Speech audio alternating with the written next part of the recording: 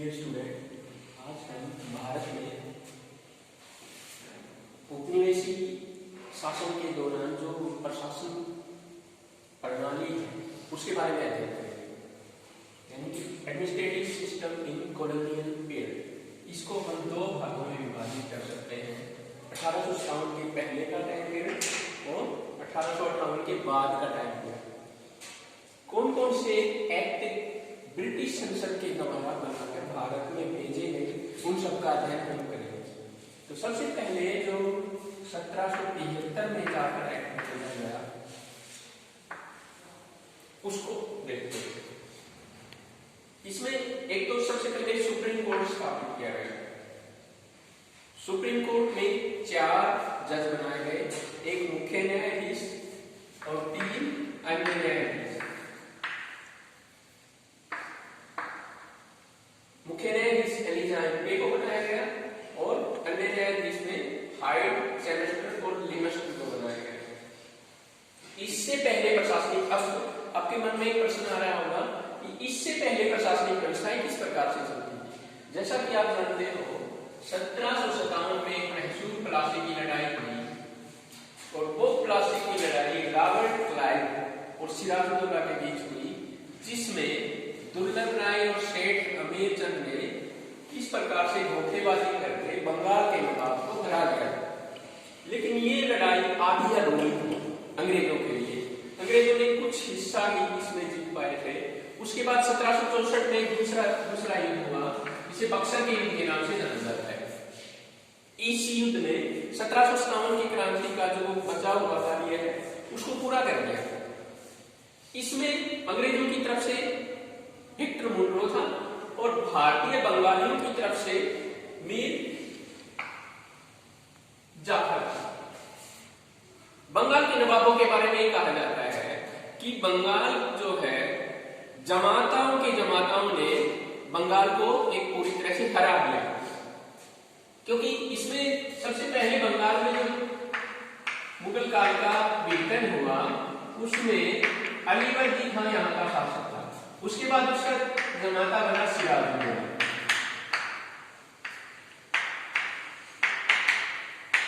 9 अप्रैल 1756 को अलीवर्दी खान की मृत्यु हो गई और शासक बना सिराजुद्दौला। सिराजुद्दौला 1757 की 23 जून 1757 की लड़ाई में हार गया। उसके बाद सत्ता में बैठाया गया मीर कासिम को। मीर कासिम की लड़ाई 1760 में एक युद्ध हुआ, उसमें मीर कासिम की मृत्यु हो गई। उसके बाद शासक बनाया मीर जाफर और 22 अक्टूबर 1764 में ये हार गया अंग्रेजों से। यानी कि अलीवर्दी खान के जमाता सिराजुद्दौला के जमाता मीर कासिम के जमाता मीर जाफर। इस प्रकार से प्रक्रिया चलती है। तो पूरी तरह से 1764 तक अंग्रेजों ने बंगाल, बिहार और उड़ीसा का क्षेत्र है पूरी तरह से अपने हिस्से में ले लिया।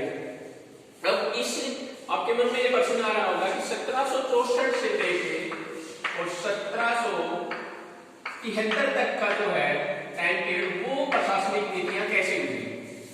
यहाँ जो है ड्यूअल सिस्टम एक प्रणाली आपने सुनी होगी, उसके दौर में शासन गुजरा है। ड्यूअल सिस्टम में क्या हुआ था, 1765 से लेके 1772 तक का जो काल है ये ड्यूअल सिस्टम के रूप में जाना जाता है। इसमें रॉबर्ट क्लाइव ने सिताब राय और रजा खां को दीवान बना दिया और अपना प्रशासन चलाता रहा। और 1772 में ये प्रणाली खत्म की गई और यहाँ पर गवर्नर बनकर आए वारेन हेस्टिंग। वारेन हेस्टिंग ने दीवानी अधिकार दे दिए। अवध की जो बेगम थी, शुजाउद्दौला की विधवा मुन्नी बेगम, उसको 50 लाख रुपए लेकर दीवानी अधिकार मुन्नी बेगम को दे दिए। अब मुन्नी बेगम काफी जो टैक्स कलेक्शन का सारा माल अपने हिस्से में ले लेती थी और ब्रिटिश की संसद में ये अफवाह फैल गई कि जो वारेन हेस्टिंग है उसने बहुत बड़ी रिश्वत लेकर मुन्नी बेगम को दीवानी अधिकार सौंपे। उसकी अंकुशता पर उस पर अंकुश लगाने के लिए, उसकी निरंकुशता पर अंकुश लगाने के लिए 1773 का पहला चार्टर एक्ट भेजा। इस चार्टर एक्ट में एक बात ये भी शामिल की गई कि भारत को संभालने के लिए 4 सदस्यीय काउंसिल स्थापित की जाएगी, जिसमें एक गवर्नर और 3 उसके मेंबर्स, जिसमें वारेन हेस्टिंग,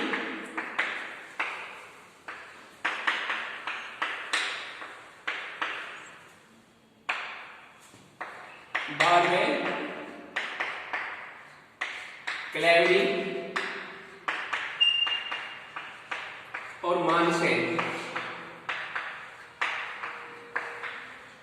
यहां बारवेल जो है हेस्टिंग के पक्ष का था, लेकिन एक दुर्भाग्यपूर्ण इसमें एक रिटन मिस्टेक ये रह गई कि इस चार्टर में कोई भी परिवर्तन नहीं हो पाएगा, कोई भी गवर्नर रिप्लेस नहीं हो पाएगा। अगर किसी की मृत्यु हो जाती है तो बदलकर अंग्रेजों की तरफ से, ब्रिटिश संसद की तरफ से कोई दूसरा नहीं आएगा और इनमें से कोई यहां वापिस नहीं जाएगा।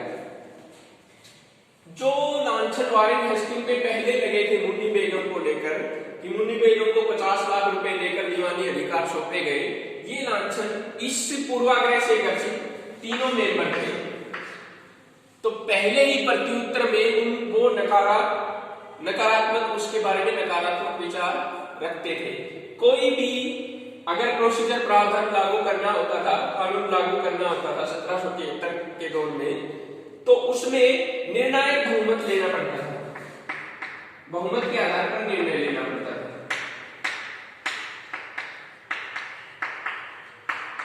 इसमें क्या हुआ, बहुमत के आधार पर निर्णय लेना पड़ता था, तो तीनों व्यक्ति पूर्वाग्रह से ग्रसित थे, थोड़ा सा झुकाव होता था तो बोरवेल चलता था, लेकिन ये दोनों एक तरफ हो जाते थे तो हिस्सेदारी बराबर की हो जाती थी, तो कोई भी प्रावधान डिस्पोज ऑफ हो जाता था, ज्यादा दिन तक वो नहीं चल पाता था। तो ये इसमें काफी गड़बड़ रही। उसके बाद एक सुप्रीम कोर्ट में ये प्रॉब्लम थी कि यहाँ जो है ये सुप्रीम कोर्ट बनाया गया था, उस दौर तक भारत के काफी हिस्सों में, भारत जो है तीनों हिस्सों में, भारत में यहाँ बंगाल है, ये बॉम्बे का हिस्सा है और ये मद्रास का हिस्सा है, मद्रास, कलकत्ता और ये आपका बॉम्बे। 1773 के चार्टर एक्ट के अनुसार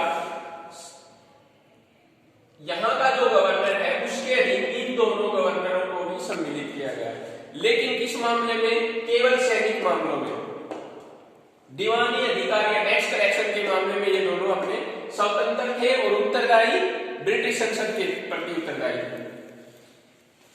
ये बात एक मिस्टेक रह गई और यहाँ जो इन दोनों का न्यायिक प्रक्रिया भी, मद्रास और बॉम्बे की जो न्यायिक प्रक्रिया है वो भी इससे अलग थी।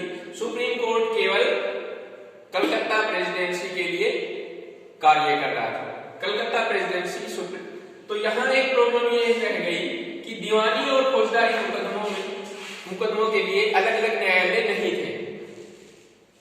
इसी दौर में एक एक्ट आया, Pitt's India act. Pitt's India act में क्या हुआ कि जो उनको ये ब्रिटिश संसद को ये लगा कि कैसे कैसे भारत में जो गवर्नर बनकर जाते हैं वो काफी धनवान बनकर वापस आते हैं, तो वहां पर काफी अधिक करप्शन में सम्मिलित होते होंगे। जैसा कि हेस्टिंग के बारे में ये रूमर फैला हुआ था कि उसने मुन्नी बेगम से 50 लाख रुपए लेकर उसे दीवानी अधिकार सौंप दिए थे। तो इन सब बातों से ग्रसित वहां की संसद में काफी अधिक जो है रूमर फैले हुए थे, जो भी गवर्नर यहाँ आते हैं तो करप्शन में शामिल होते थे। तो इसके आधार पर विलियम पिट ने 1784 में एक एक्ट स्थापित किया। इस एक्ट में एक बात ये रखी गई कि जो भी राजनीतिक मामले हैं उसके लिए एक 6 सदस्यीय बोर्ड ऑफ कंट्रोल स्थापित किया जाएगा। ये बात अंकुश राजनीतिक मामलों में लगी। अब राजनीतिक मामलों में जो दीवानी मामले थे वो भी सम्मिलित हो गए। इस दौर तक वॉरेन हेस्टिंग भी वापिस जा चुका था। वॉरेन हेस्टिंग का सबसे बुरा दौर जो है 1773 से लेकर 1776 तक गुजरा है, क्योंकि इस दौर में वो कोई भी निर्णय नहीं ले सका। और उसी दौर में 1776 में मार्शल की मृत्यु हो जाती है और क्लेविंग और बोरवेल जो है, क्लेविंग और बोरवेल में से बोरवेल हेस्टिंग के हेस्टिंग का साथ देता है, तो क्लेविंग अकेला रह जाता है। इस प्रकार से काफी अधिक उसने कार्य किए, काफी अधिक रिफॉर्म्स किए टैक्स के मामले में, न्याय के मामले में। न्याय के मामले में उसने दो मुख्य सुझाव किए हैं, एक तो सदर निजामत नाम की अदालत बनाई और दूसरा उसने दीवानी अदालतें बनवाई। फौजदारी और दीवानी अदालतों को अलग अलग किया, जिसमें दीवानी मामलों में हिंदुओं के लिए हिंदू कानून निर्धारित किए गए और मुस्लिमों के लिए मुस्लिम कानून निर्धारित किए गए। अगर कोई झगड़ा यूरोपियों के साथ है तो यूरोपीय कानून इंप्लीमेंट होते थे। फौजदारी मामलों में केवल मुस्लिम कानून ही शामिल होते थे। तो ये जो है 1784 तक की बातें हैं। इसके अगले 20 वर्ष बाद एक चार्टर एक्ट की विशेषता ये थी कि प्रत्येक 20 वर्ष बाद एक चार्टर एक्ट आता था। इससे पहले कभी अगर जरूरत पड़ती थी तो विशेष चार्टर लाया जाता था। 1793 का जो चार्टर एक्ट आया था उसमें बोर्ड ऑफ कंट्रोल जो है उसके लिए और कोर्ट ऑफ प्रोपराइटर, यानी कि कोर्ट ऑफ प्रोपराइटर उनको कहा जाता था जो निवेश करते थे कंपनी में। शुरुआती दौर में जो निवेशक थे उनको कोर्ट ऑफ प्रोपराइटर कहा जाता था। उनके लिए एक निदेशक की नियुक्ति 1793 में की गई। अब बात जो है ये आई कि कोर्ट ऑफ प्रोपराइटर के अलावा बोर्ड ऑफ कंट्रोल के जो व्यक्ति हैं उनका अनावश्यक खर्चा कंपनी पे हो रहा है, तो इसमें जो बोर्ड ऑफ कंट्रोल स्थापित की गई थी उसके लिए जो पैसा था वो भारतीय राजस्व से देना निर्धारित किया गया। इसी प्रकार से अगले 20 वर्ष में एक चार्टर एक्ट आया और आया 1813 में। इसमें कंपनी को लगा कि भारत में जो भी व्यक्ति आ रहे हैं व्यापार करने के लिए वो काफी अधिक धनवान होते जा रहे हैं। अब उनको लगा कि व्यापार पर कंपनी का एकाधिकार है, कस्टम ड्यूटी, एक्साइज ड्यूटी, इस प्रकार से काफी तटीय इलाकों पर जो होता था तो उनकी काफी अधिक जो है उनका वो धनवान होते जा रहे थे। यहाँ चार्टर एक्ट में ये बात निर्धारित की गई कि चाय के व्यापार को छोड़ के और चीन के साथ कोई भी व्यापार छोड़ के भारत में किसी भी व्यापार पर ब्रिटिश ईस्ट इंडिया कंपनी का एकाधिकार नहीं रहेगा, यानी कि केवल चाय का व्यापार कर सकती है और चीन का व्यापार, इन सब का एकाधिकार था। बाकी सब व्यापारों में सबको ओपन मार्केट में भी छोड़ दिया गया। तो ये बात एक और निर्धारित हुई। इसी प्रकार से 1833 में एक चार्टर एक्ट और आया। इससे पहले 1813 में एक प्रोसीजर, एक प्रावधान और था कि 1 लाख रुपया सालाना शिक्षा पर खर्च किया जाएगा। लेकिन अगले 20 वर्ष तक, यानी कि 1813 में 1 लाख रुपया निर्धारण था, वो 1833 तक ऐसे ही अटका पड़ा रहा। किस बात को लेके? इस बात को लेके कि इस पैसे का जो है एक्सपेंसिव इस भाषा में किया जाए, उर्दू में किया जाए, संस्कृत में किया जाए या इंग्लिश में किया जाए। ये बात 20 वर्ष तक निर्धारित नहीं हो पाई। तो 1833 में जब विलियम बेंटिंग गवर्नर जनरल बने और उसने शिक्षा निदेशक लॉर्ड मैकाले की नियुक्ति की, तब इस बात का निर्धारण हो पाया कि जो है प्राइमरी एजुकेशन उर्दू, संस्कृत और हिंदी में होगी और हायर एजुकेशन में एक इलेक्टिव सब्जेक्ट इंग्लिश रहेगा। तो ये बात जो है बीच का रास्ता निकलकर सामने आया और 1833 में ये दो मुख्य बातें सम्मिलित रही। इसके साथ साथ इसमें जो भारत में प्रथाएं, बुरी प्रथाएं थी, उनको समाप्त करने के लिए भी विभिन्न प्रकार के आयोग स्थापित किए गए। इसी प्रकार से 1853 में एक और एक्ट आया। इसमें एक्ट ये था, मुख्य रूप से अगर देखा जाए तो 1857 की क्रांति इनडायरेक्ट रूप से इसी एक्ट के कारण हुई थी। इसमें एक विशेष बात यह थी कि इसमें यह शामिल किया गया कि जब तक ब्रिटिश संसद चाहे तब तक क्राउन के अधीन इंडियन ट्रस्ट, यानी कि भारतीय प्रन्यास को अपने अधीन रख सकती हैं और भारतीय राजाओं को सबसे बड़े छींटे इसी से लगे। तो इस बात को ये है निर्धारण हुआ कि उनको लगा कि भारत पर ब्रिटिश जो है बहुत लंबे समय तक शासन करना चाहते हैं, ये बात जो है, और इसी के परिणाम स्वरूप 1857 की क्रांति का निर्धारण हुआ। इससे आगे चलते हैं 1858 का जो है बाद के एक्ट। इसमें दो विशेष तौर से ये जो एक्ट है विशेष तौर से 1857 की क्रांति में शांति व्यवस्था बनाए रखने के लिए किया गया था। इसमें एक तो ये किया गया कि सेना में भारतीयों की कमी की गई और कमी किस प्रकार से 3:2 के आधार पर ये जो निर्धारण किया गया, यानी कि 3 व्यक्ति भारतीय रहेंगे और 2 व्यक्ति इंडियन रहेंगे, इस प्रकार से इसका निर्धारण किया गया।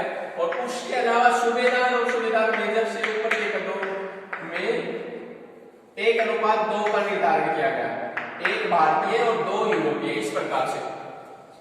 यानी कि पूरी तरह से आप कंक्लूड रूप से ये कह सकते हो कि सेना पर प्रशासन बनाए रखने के लिए अंग्रेज और यूरोपीय मुख्य जो डिसीजन वाले पद हैं उन पर यूरोपियों और अंग्रेजों को रखना चाहते थे।